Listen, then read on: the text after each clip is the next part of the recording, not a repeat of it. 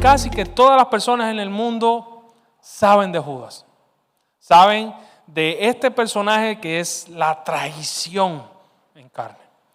Recuerdan que el domingo pasado estuvimos hablando sobre el primer principio para caminar con Dios en la voluntad de Dios, que era alimenta el espíritu y no alimentes la carne. Entonces, resumiendo, uno de los versículos centrales del domingo pasado es este, Gálatas capítulo 5, versículo 17, que decía que la naturaleza pecaminosa o los deseos que hay dentro de nosotros pecaminosos o que se van del propósito de Dios se oponen a lo que el Espíritu quiere hacer, para que haya una batalla en nosotros que es constante. Y esa batalla no nos deja hacer a nosotros lo que queremos, que es hacer el bien. Muchas veces fallamos. Ese cuadro es de un hermano que está acá entre nosotros, es pintor. Entonces es el hermano Alberto, de andar por algún lugar por ahí. Y relata esto: en nosotros hay una contradicción. En nosotros, como decía Pablo también en el libro de Romanos, está el querer hacer el bien. Pero hay algo que en nosotros mismos se revela contra eso. Y es el fruto de los deseos pecaminosos que tenemos. Luego Gálatas, si recuerdan, sigue con la lista. Evidentes son estos frutos: la fornicación, el adulterio, la hechicería, la idolatría, envidia, divisiones, contiendas, borracheras, orgías y cosas semejantes a estas. ¿Qué les digo? Ya estaba hablando en Reina Valera. ¿Qué les digo? Que los que practiquen esas cosas pues no heredarán el reino de Dios. Eso fue el primer principio. Pero esta prédica de ahorita, este estudio, es como un sándwich entre el punto 1, que era alimenta el espíritu, y el punto 2, que vamos a ver el próximo domingo.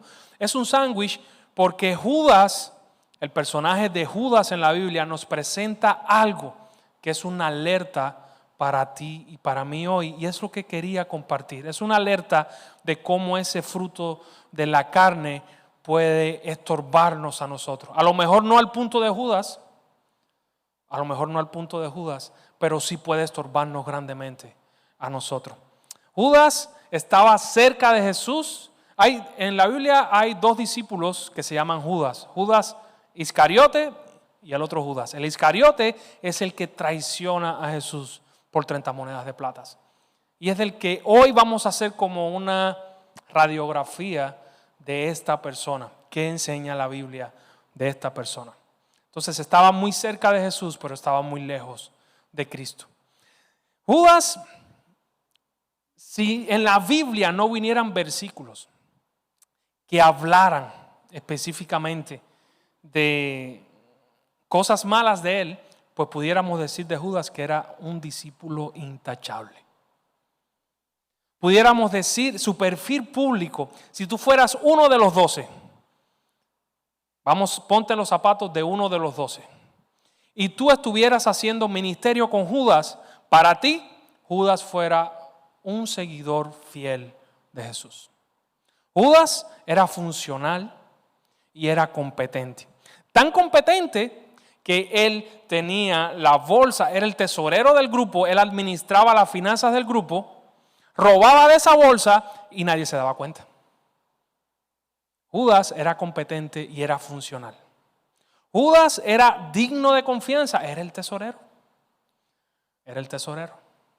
Y el tesorero tiene que ser una persona digna de confianza. Aquí los que manejan el dinero es un grupo amplio, pero podemos ver, está Vero Castro, está Viviana Castro, su hermana, y hay varios hermanos también en la tesorería de la iglesia. Es un grupo confiable. No estoy diciendo que ese grupo sea Judas, ¿ok? Entonces, pero en los 12, Judas era confiable. Se mostraba confiable. Aparentaba también compasión social, aparentaba un corazón bueno por los pobres. Cuando hay una mujer que llega a Jesús con perfume caro, tan caro que era el salario de un año prácticamente, y rompe ese frasco y empieza a pasarle el perfume, a limpiarle los pies a Jesús con su cabello y con el perfume. Y Judas dice: ¿por qué esa mujer está haciendo eso? Es mejor que ese perfume se haya vendido y dado a los pobres. Fíjense ustedes qué pensamiento más noble, qué pensamiento más bueno, hasta lógico. Era un desperdicio. El Judas lo veía como un desperdicio. Mejor se hubiera dado el dinero a los pobres. Entonces parecía que tenía un corazón pues compasivo con el pobre. Se preocupaba por ellos. También a la vista de nosotros hubiera pasado como un discípulo intachable. Pero Jesús conocía su corazón. Jesús, lo pueden ver en Juan capítulo 6 versículo 70. Jesús le responde a los 12 en un momento. No los escogí yo a ustedes los 12, Jesús los escoge, y sin embargo uno de ustedes es un diablo. O sea, ya desde muy temprano Jesús había escogido, ya Jesús sabía quién era esa persona que no estaba en espíritu con él. Entonces, esa es la parte. Judas pudiera verse como un discípulo intachable, como un buen cristiano, una persona que viene a la iglesia, una persona que se sienta, escucha las prédicas, canta, alaba, sirve. Pero Judas tenía una doble realidad. En lo privado, en su corazón, era ladrón y era materialista. Robaba de la bolsa. Era tan competente que los discípulos no se daban cuenta que robaba, pero robaba, dice la palabra de Dios, que sustraía de la bolsa. Y a lo mejor Judas podía pensar, ¿sabes qué? Esta es mi comisión por administrar también la riqueza de los 12. Solo cobro una pequeñita comisión. Judas era calculador y era oportunista también. Judas pensó muy bien la manera de cómo traicionar a Jesús. Número 3, sostenía una doble vida de hipocresía. Se mostraba con un rostro para las personas, pero en el corazón, de verdad, pues no era correspondiente con lo que enseñaba. Y en la última cena, los discípulos no sospecharon de él.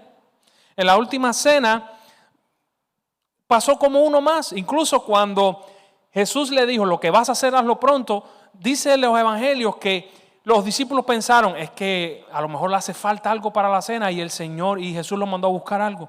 No tenían ni idea de lo que iba a hacer Judas. La hipocresía puede aprender a la perfección el vocabulario santo. Puede aprender a la perfección el comportamiento santo. Puede aprender a la perfección el cómo conducirte en la iglesia, el cómo vestirte, el cómo hablar con ese lenguaje de bendición y victoria. La reputación cristiana no sustituye una creencia verdadera, no sustituye un corazón rendido. Y con Judas pasó eso. Pero cuando leemos los evangelios, no crean que Judas era algo bueno ahorita y luego dio un cambio completamente y fue algo malo. Fue un proceso. El descenso de Judas o el desvanecimiento de Judas fue un proceso en la palabra de Dios. Él empezó bien arribita. Empezó con un tremendo privilegio. Jesús lo llamó para ser parte de su Dream Team, de su equipo de los 12. No hay un estatus más grande al que nosotros podamos aspirar a que Jesús nos llame a ser parte de su equipo. Y Judas tuvo ese privilegio. Pero enseguidita, ya lo vimos en Juan capítulo 6, Jesús conoce el corazón de Judas. No los escogí a ustedes 12 y uno de ustedes es diablo, es opositor, está en contra de mí. Eso es lo que significa diablo, calumniador, opositor, estás en contra. O sea, estás conmigo pero estás en contra. No me sigues, ¿verdad? Número 3, tenía un pecado secreto. El pecado de la avaricia, mentira, administraba y robaba de la bolsa de dinero. Número 4, disfraza esa avaricia también, racionalizaba ese pecado. Ahorita vamos a hablar un poco más de este punto 4, pero cuando llegamos a este punto de racionalizar el pecado, esto abre las puertas para pecados más grandes. Esto abre las puertas para consecuencias más grandes. Número 5, ahí empieza ya la escalada, negociación. Acuerda la entrega voluntariamente de Jesús. A él nadie lo amordaza, nadie lo intimida. Él acuerda voluntariamente entregar a Jesús a las autoridades. Número 6, endurecimiento. Ignora las advertencias. Cuando Jesús decía, uno de ustedes es diablo, Jesús sabía, Judas sabía. Cuando Jesús en la Santa Cena dijo, uno de ustedes me va a entregar, Jesús sabía, Judas sabía. Y aún así Judas persistió en lo que él quería hacer. Número 7, traición. Ya después que él decidió entregarlo, pues también lo traiciona, y lo traiciona con un beso. Hay personas que dicen, no, es que un beso en la cultura griega a lo mejor pudiera significar también odio. Específicamente en la cultura judía, en este tiempo, un beso significaba lo que significa para ti y para mí hoy. Un saludo cordial, amistad, cercanía, compañerismo. Por eso Jesús le dice, oye, con un beso, pues traicionas al Hijo del Hombre. Entonces, un beso significaba muy parecido a lo de nosotros hoy. De hecho, hay hay una escena en la Biblia en la que Jesús va a comer a casa de un fariseo que se llama Simón, y es cuando viene esta mujer y empieza a besar a Jesús en los pies, y Jesús le dice a este fariseo, oye, cuando yo llegué tú no me recibiste, no me diste la bienvenida como se debe, tú no me besaste, pero esta mujer desde que vino me está besando los pies. Entonces, era una señal de, ¿sabes qué? Eres bienvenido, ¿sabes qué? Te aprecio. Entonces, con una señal así, Jesús es traicionado. Número 8, remordimiento. Devuelve el dinero sin buscar a Cristo. Y número 9, suicidio y perdición. El problema está que uno no cae estrepitosamente de la noche a la mañana. El problema está que empieza con cositas sencillas hasta que llega lo inevitable. Y eso es el caso de Judas. Ahora, hablando de la racionalización, ¿cómo sería un ejemplo de ese proceso? Pues voy a ponerme en los zapatos de Judas. Esto es prácticamente como una especulación, pero pudiera tener sentido. Primero, minimizar. No es para tanto. Estoy cobrando una comisión. Robo de la bolsa, pero estoy cobrando una comisión justa. Le estoy administrando el dinero a todos. Nadie se estresa. Yo soy el que me estoy estresando con esta carga de ahorrar el dinero, buscar, invertir, qué sé yo. Yo simplemente, pues, que me gratifique de alguna manera, pues no está mal. Paso número 1, minimizar. No es para tanto. No es para tanto como yo le hablé al hermano. Se ofendió, no sé por qué, pero no es para tanto. No es para tanto que yo haya golpeado a X personas y lo único que le hice fue un moradito en el ojo. Podría haber sido peor. No sé por qué se molestó. Número 2, diluir. Todos lo hacen de alguna forma. Tú sabes y yo sé de qué eslabón débil nosotros pues cogíamos. O de cuál es el eslabón débil que nosotros tenemos. Pero llega un momento que empezamos a decir, ¿sabes qué? Todos son iguales. Si todos en la iglesia son unos hipócritas. Si el pastor cuando predica, él dice que él es el peor pecador que hay en la iglesia porque él conoce su corazón. Entonces, el pecado de estas personas pues es grandísimo. ¿Qué una mentirita que voy a decir o un comentario inofensivo que voy a decir? ¿Qué puede pasar? Número 3, excusa. Tengo una buena excusa para hacer esto. Tengo una buena excusa para rebelarme en contra de Dios. Tengo una buena excusa para mentirle a mi esposa. Tengo una buena excusa para dejar pasar por alto algo en el trabajo o para robar en el trabajo. Tengo una buena excusa para ser hipócrita porque no quiero dañar y herir los sentimientos. Tengo una buena excusa para... Pon ahí lo que tú quieras. Número 4, invisibilidad. Nadie se está dando cuenta. Nadie se está dando cuenta de que estoy robando en la bolsa.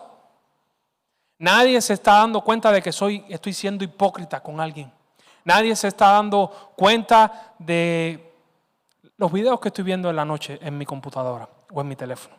Nadie se está dando cuenta de la conversación que estoy teniendo en la cama mientras mi esposo o mi esposa está durmiendo. Nadie se está dando cuenta de esto que estoy haciendo y que sé que está mal. Número 5, compensación.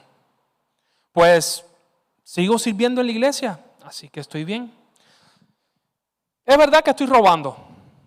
El ejemplo de Judas. Es verdad que estoy robando, pero ¿sabes qué? Estoy administrando bien los bienes, todo el mundo está contento, no pasa nada, todo el mundo me ve buena onda. Lo que voy a hacer es, después yo arreglo con Dios el asunto y voy a servir en la iglesia o voy a hacer que la gente vean que yo hago cosas buenas para compensar lo malo que yo estoy haciendo. Entonces jugamos a compensar las cosas. Hice tal cosa, hice esto malo, entonces por lo tanto voy a empezar a hacer cosas para sentirme bien conmigo mismo. Sentirme bien. Le di una cachetada a alguien, lo voy a invitar a la carne por la noche para que se sienta bien. Por ejemplo, cuando completamos ese círculo de un pecado específico o de algo específico que aqueja nuestra vida, eso hace que nuestro corazón espiritual o en nuestro espíritu se cierre como esa válvula, cauterice, esa es la palabra, se cauterice eso y le da paso a algo más grande. Si hoy mentí, pues ahora miento y mato. En el caso de David, si hoy adulteré, pues ya adulteré, pero ahora voy a mentir y después voy a matar. Se va abriendo. Cada vez que completamos esto de racionalizar el pecado, pues entramos en un grado mayor de oscuridad. Y nunca una causa buena es motivo para hacer algo malo. El fin no justifica los medios. El fin puede ser que glorifique a Dios, pero los medios también tienen que glorificar a Dios. Si no, no es lo que Dios quiere, ni para tu vida, ni para mi vida. Judas hizo lo que quiso. A Judas nadie le puso una pistola en la cabeza. Dios ya había profetizado desde el Antiguo Testamento que iba a venir alguien que iba a traicionar al Mesías. En el plan de Dios eso estaba contemplado, pero Dios en ningún momento le puso una pistola en la cabeza a Judas. Judas hizo lo que quiso. Es cierto que Satanás, dice el relato bíblico, que Satanás entra al corazón de Judas, pero ya Satanás entra al corazón de Judas en un corazón que estaba yéndose para la oscuridad, en avaricia, y Satanás lo que hace es amplificar ese deseo. Lo triste, una de las cosas tristes de Judas es que Judas gozó de ser un discípulo. Tuvo el mejor pastor, tuvo el mejor predicador, tuvo el mejor hacedor de milagros, tuvo la mejor persona posible para guiarlo a la vida eterna. Disfrutó, si van de luego estudien o lean Hebreos capítulo 6, versículo del 4 en adelante, ahí describe a Judas perfectamente. Él disfrutó de las bendiciones del reino celestial, disfrutó de la compañía de Jesús, disfrutó de la palabra de Jesús, de las palabras del reino, disfrutó del poder del reino también. Porque cuando Judas va con los 12 a expulsar demonios, sanar enfermedades y va con los 70, luego también expulsa enfermedades y todo lo demás. Y llegan los 70 y le dicen, Señor, estamos sorprendidos, hicimos milagros, echamos fuera demonios. Y Judas no vino agüitado y dijo, ay Señor, yo no pude, ¿por qué? Él disfrutó de esos privilegios. Pero tristemente Judas es una figura que nunca creyó verdaderamente en Cristo. Tenía su agenda separada de Cristo. Judas tuvo éxito ministerial. Judas era una persona que pasaba como un seguidor fiel. No es un creyente que perdió la salvación, es un hombre que fue contado externamente con el pueblo de Dios, pero su corazón no estaba con Dios, estaba lejos de Dios. La pregunta que tú y yo tenemos que hacernos hoy es la siguiente. No debemos preguntarnos qué hago para Jesús, sino verdaderamente a quién le pertenece mi corazón. ¿A quién le pertenece mi corazón?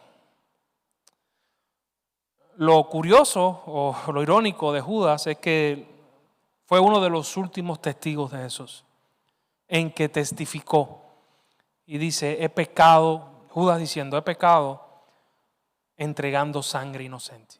Él y el ladrón en la cruz fueron los últimos testigos que tuvo Jesús de que él era inocente. Jesús lo sabía, Jesús fue vendido por 30 piezas de plata, pero Jesús fue entregado. Fue entregado. Porque de acuerdo al plan de Dios, Él tenía que ser muerto para que tú y yo hoy pudiéramos estar viendo y viviendo en la gracia de Dios. Quiero ponerte un ejemplo breve de dos personas, de Judas y otra persona que pecó. Casi que al mismo tiempo, en esos mismos días. Y ese fue Pedro. Y quiero que veamos la diferencia entre los dos. Primero, el privilegio. Jesús fue llamado, Judas fue llamado y también Pedro fue llamado para ser parte del grupo íntimo de Jesús. Número 2, el pecado. Judas tuvo una traición calculada y sostenida. Empezó con la avaricia, empezó a robar, después planeó entregar a Jesús, después lo entregó, lo traiciona. Pedro también hace algo horrible. Pedro niega a Jesús 3 veces. Ese Pedro que era impotente, ese Pedro que le corta la oreja a un siervo, a un esclavo de un cinturón, que le dice, Señor, yo no te voy a negar. Jesús le dijo, ¿sabes qué? Me vas a negar 3 veces antes de que cante el gallo. Eso también lo conocemos de lo popular. Conocemos la traición de Judas y conocemos que Pedro negó a Jesús. Pecado también grave. Los dos sintieron dolor. Uno sintió remordimiento, odio a las consecuencias y a sí mismo, y el otro sintió una tristeza según Dios. ¿Por qué yo sé que uno sintió remordimiento y el otro sintió una tristeza que es según Dios? Como dice la palabra de Dios, que la tristeza según Dios produce bendición en nuestra vida porque es para arrepentimiento, pero el dolor que produce el mundo produce destrucción por la dirección que ambos tomaron. Uno se aisló, huyó de la comunidad y se suicidó. Uno salió, ya no quería, no tenía que ver con Jesús, no quería ver a Jesús, estaba en ese proceso de remordimiento, de autoflagelación, se aísla y llega al punto de suicidarse. El otro llora, se entristece, se desespera, se queda con la comunidad y va hacia Jesús y corre hacia Cristo. Esa es la diferencia. Y el resultado es muy diferente. Judas ruina y lo reemplazan, y Pedro, gracia, restauración y comisión. Nosotros sabemos lo que pasó. Nosotros sabemos que Judas no se arrepintió. Pero si él hubiera ido a Cristo, no hay pecado que Cristo no perdone. No hay pecado que Cristo no perdone. Todo aquel que vaya a Jesús buscando arrepentimiento y perdón va a encontrar gracia y socorro oportuno. Pero Jesús no va a perdonar a nadie que no quiera perdón. Yo quiero que tú me entiendas eso hoy. Si tú vas a Jesús pidiendo perdón, arrepentido, y quieres someterte a su señorío y cambiar tu vida, ahí vas a encontrar gracia y oportuno socorro. Ahí Jesús te va a levantar. Pero Jesús no te va a perdonar si tú no quieres perdón. Si tú no estás en la necesidad, si tú no tienes esa necesidad de, ¿sabes qué? Te necesito, Jesús. Jesús no va a hacer nada. Él está esperando. No sé si voy a parecer alarmista, pero el tiempo del fin se está acercando. Estamos viviendo en los últimos tiempos. No esperes. ¿Cómo relata la Biblia la muerte de Judas? Mateo dice que él siente remordimiento, devuelve el dinero a los fariseos, a los sacerdotes y se ahorca. Y los sacerdotes ejecutan la compra de un campo, que es en donde Judas se ahorca, que es el campo de sangre, se llama. En Hechos dice que cae de cabeza y su cuerpo se revienta y se atribuye la compra del campo a Judas. El tema era que el dinero era de Judas. Si podemos reconciliar esos dos pasajes, nos podemos quedar con la versión, que no es bíblica, pero es bastante aceptable, de que Judas entrega el dinero, los sacerdotes compran el campo a nombre de Judas y Judas se ahorca, pero en el proceso del ahorcamiento luego el cuerpo se descompone, cae y se despedaza. Y así es como podemos armonizar esos relatos. Hay un mito que es el de la buena intención. Un mito que fue popularizado por varios teólogos hace décadas atrás, que dice que Judas no estaba haciendo nada malo. O sea, que Judas en su corazón, de hecho, Judas fue tan bueno bajando los escalones y en la racionalización y en el ocultamiento de su pecado que hoy hasta eso ha llegado a nosotros.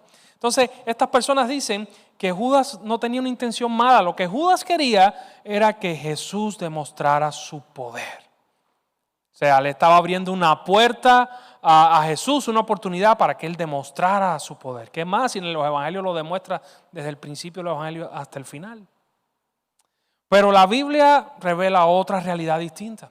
La Biblia dice que el motivo explícito apuntan a que Judas era avaricioso, a que Judas tenía un problema con el pecado de la avaricia, con el pecado del dinero, y vende a Jesús por 30 míseras monedas de plata, que era el salario no era el precio o el medio precio de un esclavo en aquel tiempo. Otra que desmiente esto es que Judas fue calculador, fue oportunista y buscó la oportunidad especial para entregar a Jesús, pero no en multitud para que Él mostrara su poder, sino más bien en oscuridad para que se lo pudieran llevar sin que hubiera mucho revuelo. Y número 3, la Biblia llama a Judas hijo de perdición bajo la influencia de Satanás todo el tiempo. En la Biblia no hay engaño. Judas no lo hizo con buena intención. No lo hizo así. Ahora, nosotros hoy, mi hermano, ¿por qué he hablado tanto de Judas hoy? ¿Por qué la prédica se llama el Evangelio de Judas? Quería enseñarte cómo Judas experimentó la cercanía con Jesús. Quería enseñarte cómo Judas percibió el Evangelio. Porque ciertamente el Evangelio o la buena noticia estuvo de frente de Judas. Pero él no lo captó ni lo entendió nunca. Y tenemos un peligro tú y yo real. Tenemos el peligro real de que tú y yo vengamos a la iglesia, nos expongamos a la palabra, nos expongamos a predicaciones, nos expongamos a cantos, nos expongamos a la vida de iglesia, a la comunidad, buena teología, buen ambiente, buen todo. Nos expongamos al Evangelio y aún así no entendamos el Evangelio. O no entendamos o tengamos un entendimiento como Judas tenía del Evangelio. Y la clave para nosotros identificar en dónde está nuestro corazón empieza aquí. ¿Cómo es tu yo público y cómo es tu yo privado? ¿Cómo son? El yo público, pues, asiste todos los domingos a la iglesia. Asiste a las actividades de la iglesia. El yo público tiene un conocimiento teológico amplio de la Biblia. Conozco canciones, conozco las canciones de Marco Witt, los coritos pentecostales, conozco Hillsong, conozco Alex Zurdo, reggaetón, conozco HB, que es heavy metal, de todo. Libros, me he leído un montonar. Pero a lo mejor tú dices, bueno, tú eres pastor, ok, tú vas más adelante que yo. Yo me conformo con ir a la iglesia, escucho la predicación, canto, me voy para mi casa. Participo en los ministerios, participo sirviendo en la iglesia.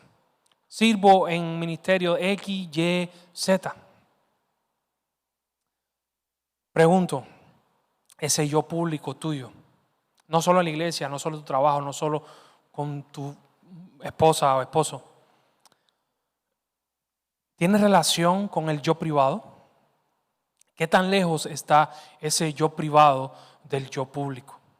¿Qué tan lejos está la imagen que tú reflejas y que yo reflejo de la realidad que está en nuestro corazón? Ahí, mi hermano, amigo que estás acá.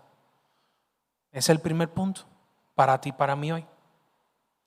Si estamos siguiendo el Evangelio de verdad, Tú y yo, si estamos siguiendo el Evangelio de verdad, si hemos creído de verdad en Jesús, verdaderamente, pues el yo público y el yo privado deben estar en armonía. Te vuelvo a repetir, el yo privado, cómo maneja el teléfono y las conversaciones privadas.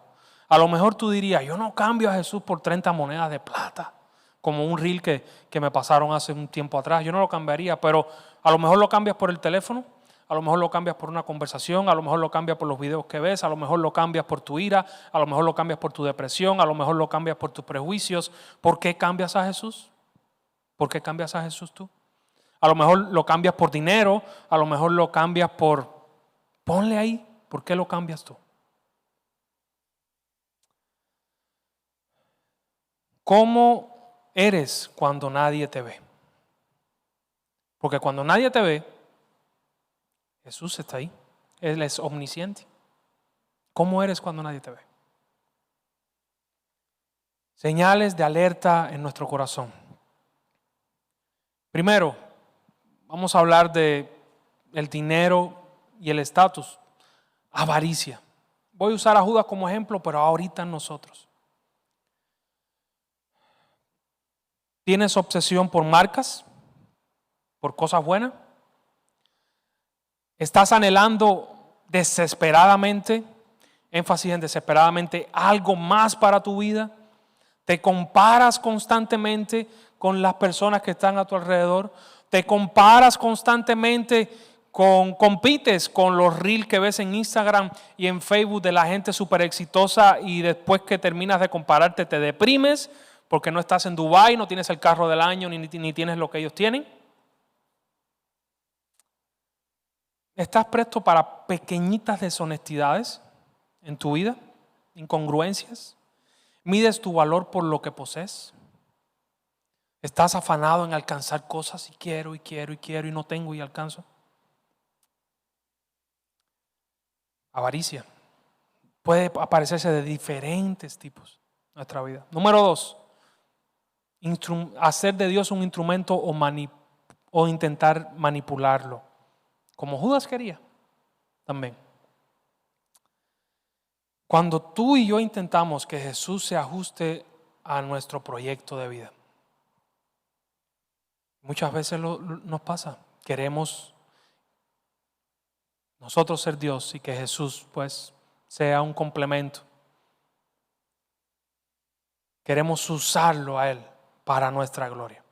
Si somos sinceros en nuestro corazón, lo hacemos así. Queremos que Jesús nos resuelva las cosas y nos las resuelva ahora. Queremos el novio, queremos el esposo, queremos la iglesia como la queremos nosotros, a nuestra imagen, a nuestra semejanza. Queremos al pastor, a nuestra imagen, a nuestra semejanza, a todos los hermanos. Queremos que mi familia sea como yo quiera. Quiero que mi hijo tome el camino que yo quiero. ¿Te has puesto a pensar alguna vez en tu vida qué es lo que Dios quiere para tu familia? ¿Qué es lo que Dios quiere para tus hijos?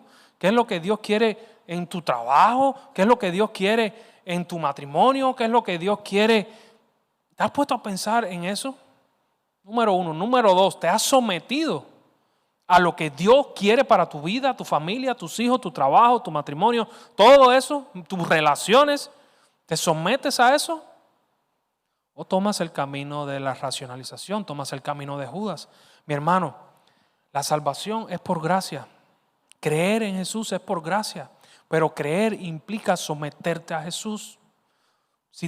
Y es básico. Si te sometes a Jesús y lo sigues, aunque te cueste, eres creyente, crees verdaderamente. Si no te sometes a Cristo, estás siguiendo el evangelio de Judas.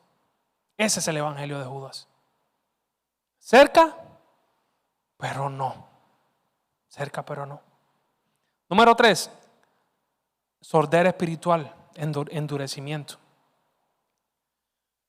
¿Cuántas veces, mis hermanos y amigos que estamos acá, cuántas veces hoy escuchamos el evangelio? ¿Cuántas veces sabemos lo que tenemos que hacer? ¿Cuántas veces nos lo repiten? ¿Y cuántas veces somos tercos, tan tercos, que no queremos hacer las cosas a la manera de Dios? Queremos hacer las cosas a nuestra manera. ¿Saben qué? Ya no más, por favor.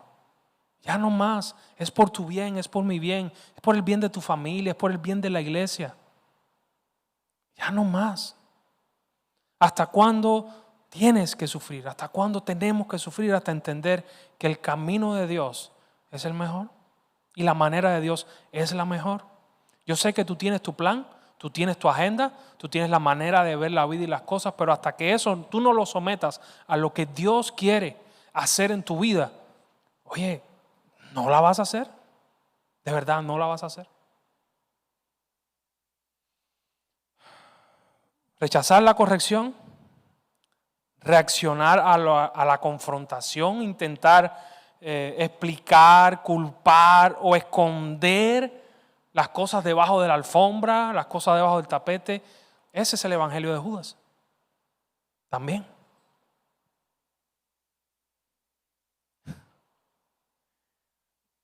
No sé cómo a ti te va, a mí me ha ido muy mal.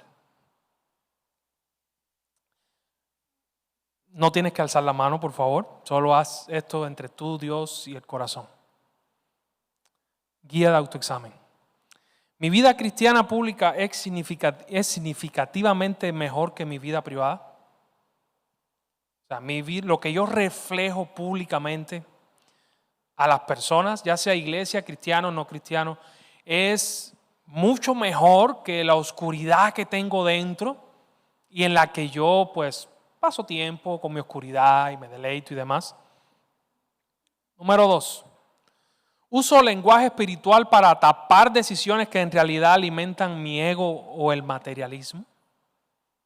¿Has aprendido a camuflajearte en una santidad falsa? ¿Has aprendido a camuflajearte espiritualmente y te mueves bien en el círculo creyente? ¿De qué te va a servir si te vas para el infierno cuando te mueras? Cuando peco, me molesta más ser descubierto por otros que haber ofendido a Dios. O sea, ¿mi preocupación está en los hombres o está en Dios? ¿En dónde? ¿En dónde? ¿Dónde está? Si soy sincero, muchas veces me preocupa más la gente que Dios. Y es por eso que Dios me trata conmigo, me ama tanto. Pero ¿cómo tú te sientes? ¿Cómo te sientes tú? Si Dios no te importa en tu vida, estás en graves problemas, verdaderamente. Número 5. Estoy aprendiendo a tolerar y justificar un pecado que antes me alarmaba profundamente. O sea, la primera vez que mentí, eso me dañó el corazón muchísimo. Pero ya miento, no pasa nada. O la primera vez que dañé a alguien, pues me dolió muchísimo, pero ya eso está tan cauterizado a mí que puedo ser cruel con la gente y no me importa. Así soy yo y tráguenme si quieren, si no, es su problema. Cuando cauterizamos el pecado y lo racionalizamos, repito, abrimos una puerta a una oscuridad mayor que no sabemos qué va a pasar ahí. Y esto no es algo para dejar a todo el mundo en juicio y decir, oye, no, deprimidos ahora todos a tomar antidepresivos porque vamos a salir de aquí mal. Mi hermano y mi hermana, amigo que estás acá, la buena noticia del Evangelio precede primero una mala noticia, y es que no somos buenos, es que nos descarriamos, es que no estamos viviendo en el propósito de Dios, es que a veces estamos siguiendo el evangelio de Judas, es que a veces somos hipócritas, es que a veces sin darnos cuenta empezamos a caminar y dar pasos para la oscuridad y Dios tiene que volver a llamarnos otra vez.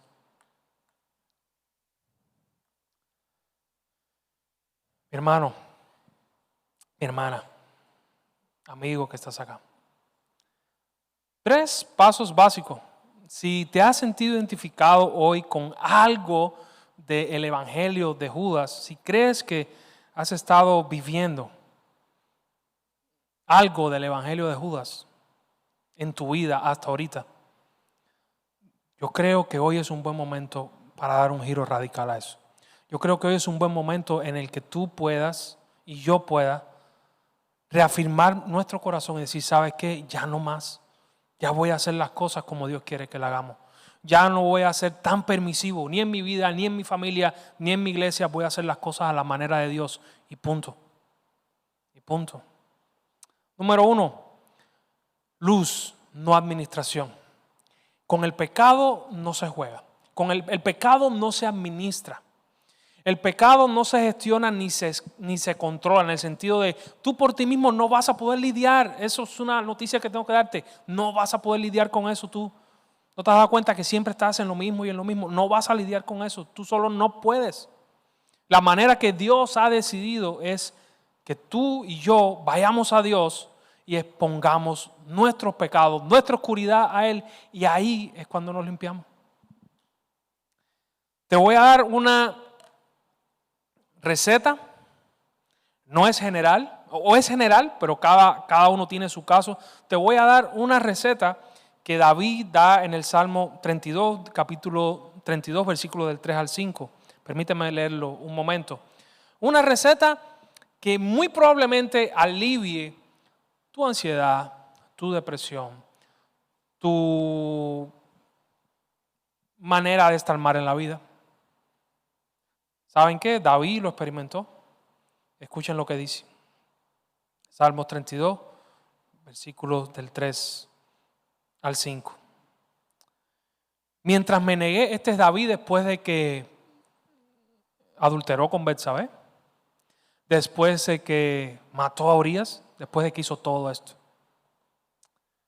Mientras me negué a confesar mi pecado, mi cuerpo se consumió y gemía todo el día. En otras versiones dice, mientras no confesé mi pecado, mis huesos se secaron. Día y noche tu mano, Dios, ahora David le está diciendo a Dios, día y noche tu mano de disciplina pesaba sobre mí. Mi fuerza se evaporó como agua en el calor del verano. ¿Qué está diciendo David? Mientras yo no confesé mi pecado, mi cuerpo se secó, no vi puerta abierta por ningún lado. Y para colmo, tu mano de disciplina, tú no me ibas a dejar salir de ahí de ninguna otra manera que no fuera que yo viniera a rendir cuentas delante de ti. Versículo 5. Finalmente te confesé todos mis pecados. Fíjense, no es confesar los pecados al Padre, a un cura, sino a Dios. Finalmente te confesé mis pecados. Y ya no intenté ocultar más mi culpa. Ya me quité la máscara de hipocresía. Ya me quité todo eso, toda mi incoherencia entre el yo privado y el yo público. Ya la solté delante de ti, Dios. Eso es lo que Dios quiere. Finalmente te confesé todos mis pecados, todos. Y ya no intenté ocultar mi culpa. Me dije, voy a confesar mis rebeliones a Dios. Y tú me perdonaste. Toda culpa de mí desapareció. Y esa es la buena noticia. La buena noticia que tengo para ti hoy y para mí es que puedes ir a Dios. Mientras no vayamos a Dios, las cosas no van a mejorar. No van. Pero si vamos a Dios, Él nos da perdón y Él nos vuelve a restaurar otra vez. Número 2. Algo más que podemos aprender del Evangelio de Judas. Cosas que él hizo y cosas que nosotros no debemos hacer. Comunidad y no aislamiento. No te aísles. El pecado te lleva a aislarte. Desde Adán y Eva. Desde Adán y Eva, cuando ellos caen, lo primero que hacen es intentar esconderse de Dios. Y tú y yo tenemos esa intuición.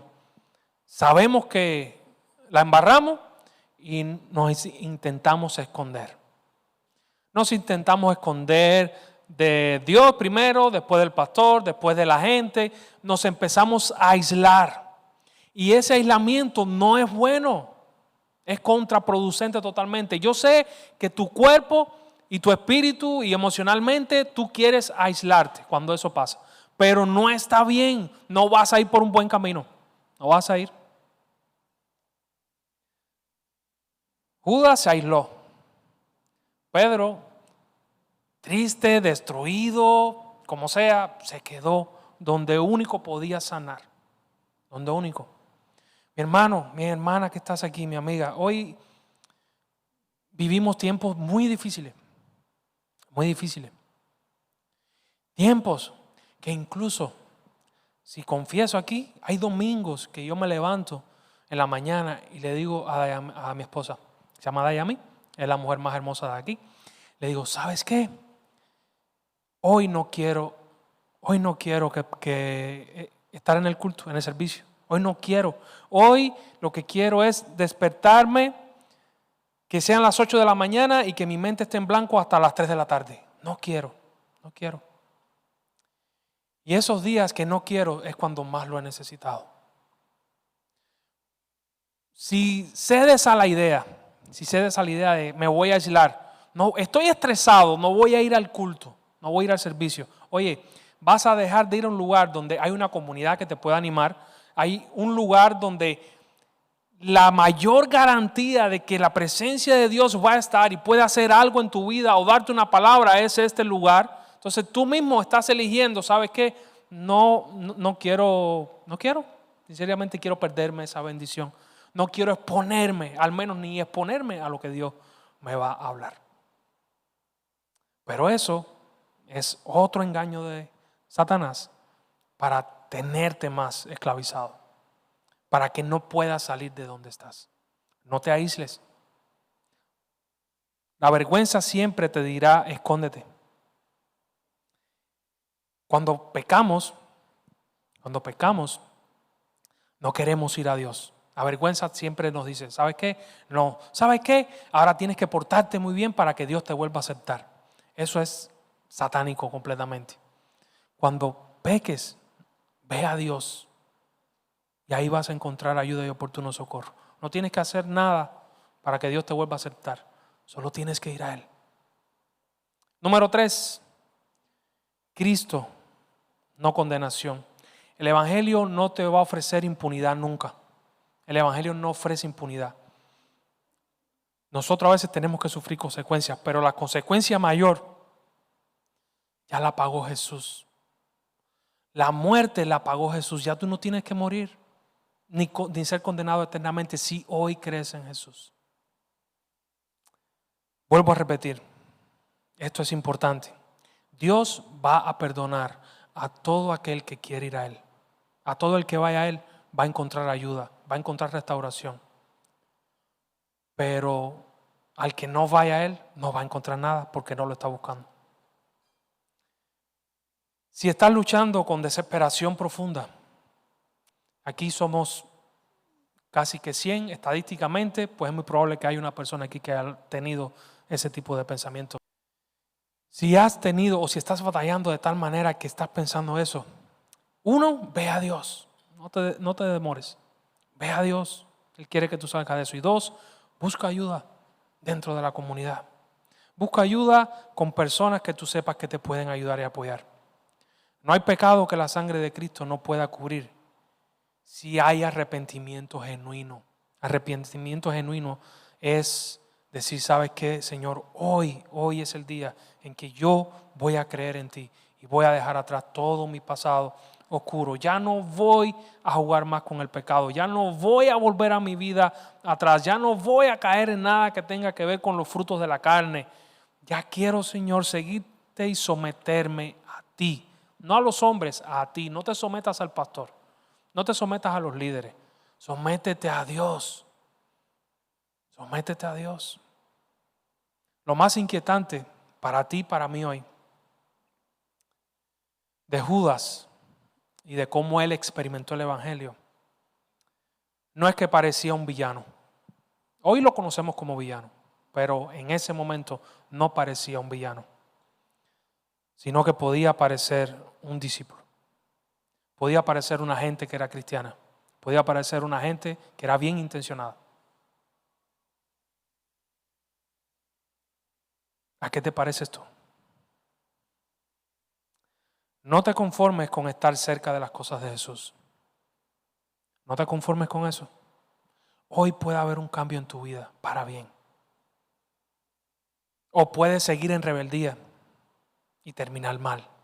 O puedes seguir en el evangelio de Judas. O puedes aceptar el evangelio de Cristo. Mi hermano, qué bendición sería si pudiéramos abandonar las máscaras y traer nuestro corazón a la luz de Dios y rendirlo a Jesús. Hoy yo te invito, tú con Dios, que tú medites en dónde está tu corazón hoy. Que tú medites si has estado viviendo una mentira, si estás viviendo una máscara, o si estás batallando por creer y estás en esa pelea de creer y de que quiero agradar a Dios y someterme también. Pero te invito a que examines tu corazón. De eso depende tu vida. Serio, de eso depende tu vida. No te guíes por la persona que tienes al lado, incluso no te guíes por mí. Como persona, guíate por la palabra de Dios. Y si hoy, ahorita, te da la sensación de que, oye, me parezco más a Judas que si hoy te da esa sensación, puedes ir a Dios, puedes ir a Jesús y ahí vas a encontrar gracia y oportuno socorro. Que podamos orar y que podamos decir de verdad, Señor, guárdame de una vida cristiana solo visible. Guárdame de una vida que diga que creo en Jesús, pero lo niegue en mi corazón. Guárdame, no permitas que use tu nombre para esconderme de ti. Tú y yo sabemos que podemos tener asuntos pendientes que Dios quiere que resolvamos. Hoy decide resolverlos. No seas permisivo. Y que podamos decirle, dame un corazón verdadero delante de ti. Ahí vas a experimentar el poder de Dios. Ahí vas a experimentar la gracia de Dios. Decide hoy. No te confíes. La tierra está temblando. En Coahuila se abrió 200 metros. ¿Quién sabe si ahorita tiembla aquí se raja la tierra? ¿Quién sabe si en 5 minutos estamos vivos o no? No te confíes. Confía en Cristo.